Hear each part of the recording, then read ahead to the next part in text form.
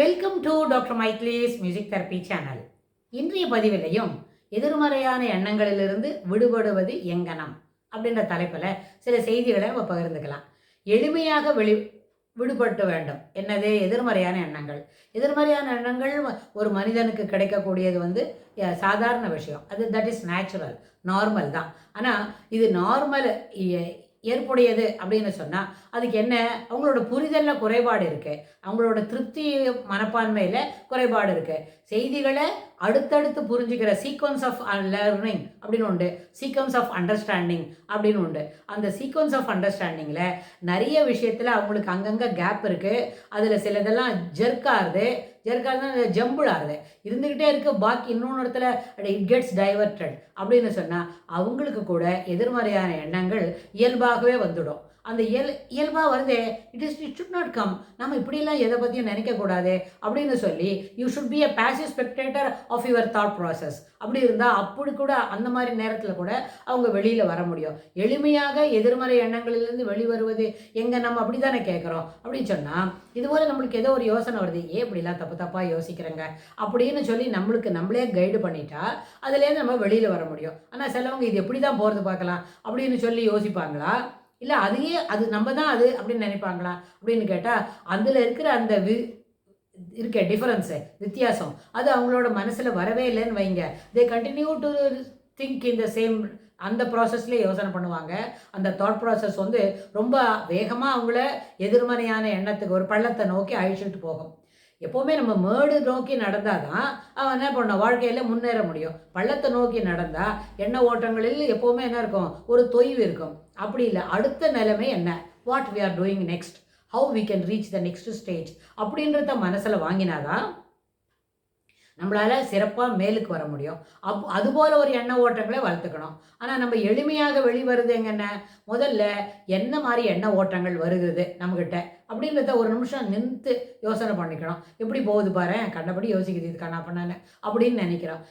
இதை எப்படி யோசிக்கலான்னு கேட்டால், இதை உளவியல் அடிப்படையில் ஒன்று சொல்லுவாங்க, ஊல் கேதரிங் அப்படின்னு ஒன்று சொல்லி தருவாங்க, டே ட்ரீமிங் அப்படின்னு. டே ட்ரீமிங்னு சொன்னால் வெறுமோ யோசித்துருப்போம், நம்மளுக்கு இதெல்லாம் கிடச்சா எப்படி இருக்கும், அப்படி ஓட்டினா எப்படி இருக்கும், மலை மேலே நடந்தால் அப்படி இருக்கும், பனி உள்ளுக்குள்ளே போனால் எப்படி இருக்கும் அப்படின்லாம் யோசித்தா அது ஒரு மன மகிழ்ச்சியை தரக்கூடியதாக இருந்தால் அதுபோல் யோசிக்கலாம். ஆனால் இல்லாத விஷயங்களுக்காக கற்பனை உலகில் நம்ம மிதந்து கொண்டு இருக்கிறோம் என்ன சொன்னால் அது நிறைய நேரத்தில் ஏற்புடையதாக இருக்கிறதுக்கு வாய்ப்பில்லை. ஏன்னா அதில் என்ன கிடைக்கிறதோ அது இயல்பில் இல்லை. நம்மளோட என்ன ஒரு எல்லை கோடு இருக்குல்ல, நமக்குன்னு ஒரு லிமிடேஷன்ஸ் இருக்கும், நம்மளோட ஃபைனான்ஷியல் ஸ்டேட்டஸ் இருக்கும், நம்மளோட வசதிகளுக்கு இவ்வளோதான் இருக்கும்னு சொன்னால் this is what we are earning. அப்போ இதுக்கு தகுந்த மாதிரி தான் நம்மளோட வசதிகளை வளர்த்துக்க முடியும். அதனால் வளர்த்துக்கும் போது அந்த வசதி இருக்கிற லிமிட்டேஷன்ஸ்குள்ளே இதெல்லாம் வருவதற்கு வாய்ப்பே இல்லை. அவர் என்ன செய்யணும்? You should keep quiet. இதில் இருக்கிறதுலே be happy with this, B satisfied with this அப்படின்னு சொன்னால் ஏன்னு அந்த சாட்டிஸ்ஃபேக்ஷன்ன்ற வார்த்தையை எங்கே போனாலும் நம்ம பிடிச்சிக்கிட்டு வந்தோன்னு வைங்க, அதுக்குள்ளே இருக்கும். சில நேரத்தில் இதான் கிடச்சிதா, இவ்வளோ தான் கிடச்சிதா அப்படின்னு நினைக்கவாள், இவ்வளோ கிடச்சிதே அப்படின்னு நினைக்கிறோம். அது என்ன, ஒரு வகுப்பறையில் பிள்ளைங்களுக்கு சொல்லிக் கொடுப்பாங்க, ஒரு டம்ளரில் தண்ணி வச்சுட்டு இதில் எவ்வளோ இருக்குன்னா பாதி டம்ளர் இருக்குன்னு சொல்ல பிள்ளைங்க தான். 40 பிள்ளைங்க இருந்தால் 35 பசங்க, இன்னும் 36 பசங்க கூட அது என்ன, அதில் பாதி டம்ளர் தான் தண்ணி இருக்குது அப்படின்னு சொல்லுவாங்க. ஆனால் ஏதோ 1-2 பசங்க என்ன சொன்ன, இப்போ தான் நான் கொஞ்சம் குடிச்சிட்டு வச்சேன் அதனால குறைஞ்சிருக்கு அப்படின்னு சொல்லுவாங்க. இந்த பாக்கி டம்ளர்லேயே வச்சு லஞ்ச் வரைக்கும் இந்த தண்ணியை நம்ம முடிச்சுக்க முடியும். After lunch will go for இன்னொரு முழு டம்ளரில் கொண்டு வச்சுக்கலாம் அப்படின்னு சொல்லுவாங்க.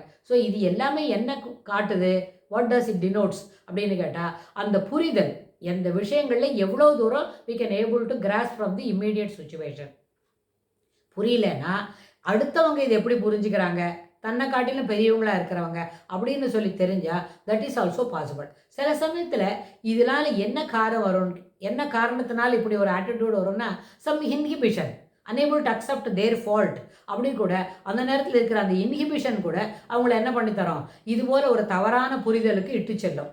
இன்ஹிபிஷன் என்ன இருக்குது, நம்மளுக்கு இதெல்லாம் தெரியாதுன்னு சொன்னால் நமக்கு இது தெரியாதுன்னு தெரிஞ்ச பிறகு தான் அந்த நம்ம விஷயங்களை தெரிஞ்சுக்கிறதுக்கு முயற்சி செய்வோம். நம்மளுக்கு தெரியாதுன்றதையே நம்ம ஏற்றுக்கொள்ளவில்லை, அதுவே நம்ம ஒப்புக்கலை. அப்படி என்ன சொல்ல, we are not ready to accept that we do not know all this concepts அப்படின்னா, இந்த தெரியலேன்றத ஒத்துக்கிட்ட பிறகு தான் அந்த கான்செப்டை எப்படி தெரிஞ்சுக்கணும், who will support us in learning this concepts அப்படின்னு நமக்கு தோண வரும்.